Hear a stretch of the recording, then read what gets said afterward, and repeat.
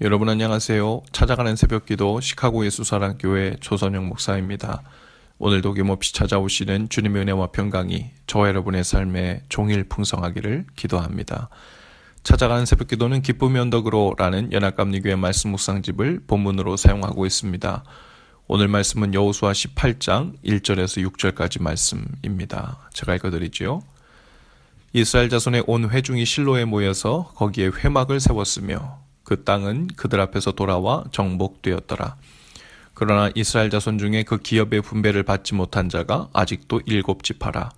여호수아가 이스라엘 자손에게 이르되 너희가 너희 조상의 하나님 여호와께서 너희에게 주신 땅을 점령하러 가기를 어느 때까지 지체하겠느냐.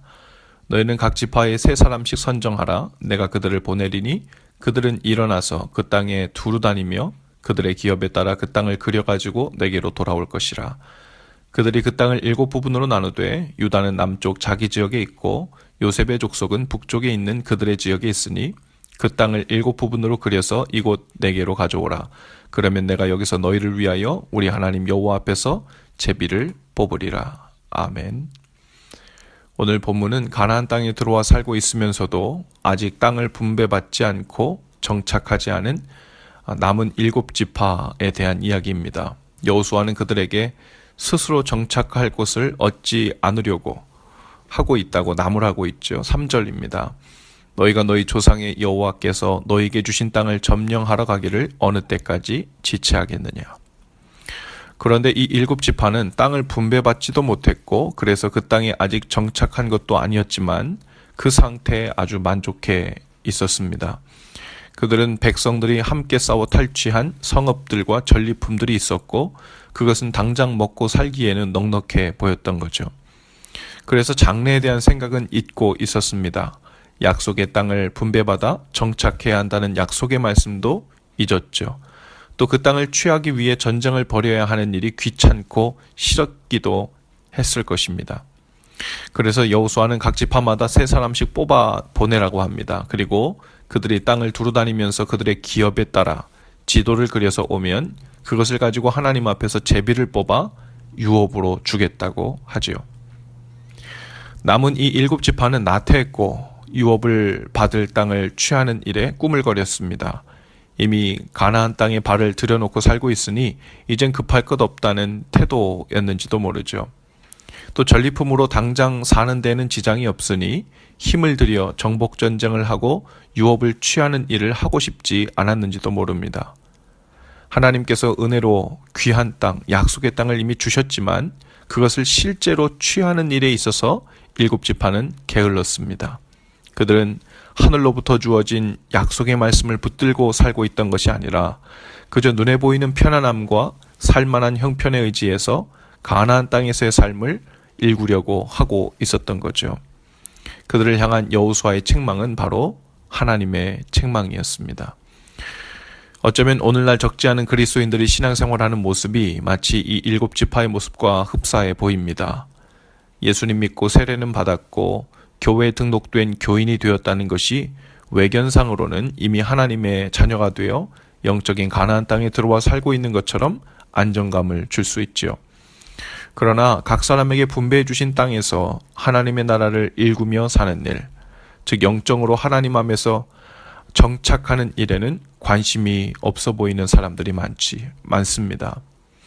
가나안 땅에 들어와 살고 있기는 하지만 아직 하나님 안에서 그 땅에 정착하고 살고 있지는 못한 거죠. 그러나 간혹 듣는 말씀이나 예배가 마치 영적인 전리품들처럼 느껴져서 그것만 가지고도 당장 현 생활을 유지하며 사는 데는 큰 무리가 없는 것처럼 느껴지는 겁니다. 그것을 편안하게 생각하지요. 영적인 전쟁을 벌이며 우리 각 사람에게 주어진 유업을 취하는 일에는 게을러지고 대강 텐트 치고 사는 일에 이 땅을 살면서 익숙해져 가고 있는 것입니다. 하지만 하나님은 성령님을 통해 질책하세요. 내가 어느 때까지 하나님이 주신 땅을 취하러 가기를 지체하겠느냐. 하나님은 우리 각 사람에게 유업을 주셨습니다. 저마다 그 땅을 취하여 그 땅에 정착하여 하나님의 말씀 안에 사는 약속의 말씀을 받았습니다. 그것이 본래 하나님이 주신 구원의 복음입니다. 하나님은 우리를 애굽이라는 죄에서 종살이하던 땅에서 탈출시켜 단순히 가나안 땅이라는 곳에 옮겨 놓으시려고 한 것이 아니죠. 그곳에서 유업으로 주신 땅을 취해서 하나님의 말씀과 뜻 안에 다스림받는 삶을 살도록 부르셨습니다. 바로 영적인 정착을 하도록 하신 것이 하나님의 목적이셨죠. 오늘 하나님은 땅을 분배받기를 지체하고 있는 우리들에게 성령님을 통해 말씀하실 것입니다. 어서 그 땅을 어디서부터 어떻게 취할지를 계획을 세우고 지도를 그려보아라. 그러면 그 땅을 취하러 가는 본격적인 영적인 여정에 대하여 내가 함께 할 것이다. 그래서 외관상으로만 약속의 땅에 정착한 것처럼 살지 말고 실제로 약속의 말씀처럼 정착한 삶을 살아라. 주님은 오늘 우리 각 사람의 삶이 하나님의 나라로, 즉 하나님의 뜻과 다스림이 나타나는 땅이 되도록 정복해 들어가야 한다고 말씀하십니다. 하나님이 허락하신 일터와 학업과 미래 설계에 대한 영역, 그리고 모든 사람들과의 관계들이라는 그 눈에 보이지 않는 영토 또한 하나님의 나라로 취해져야 한다고 말씀하시는 거죠.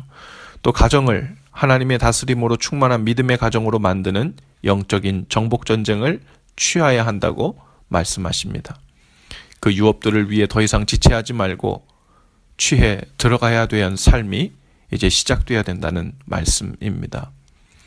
이 땅에서 정착하지 못한 채 잠시 얻은 전리품을 가지고 누리는 일상에서 그 넉넉함과 풍요가 마치 하나님께서 주신 복과 은혜인 것처럼 착각하며 살면 안 된다는 말입니다.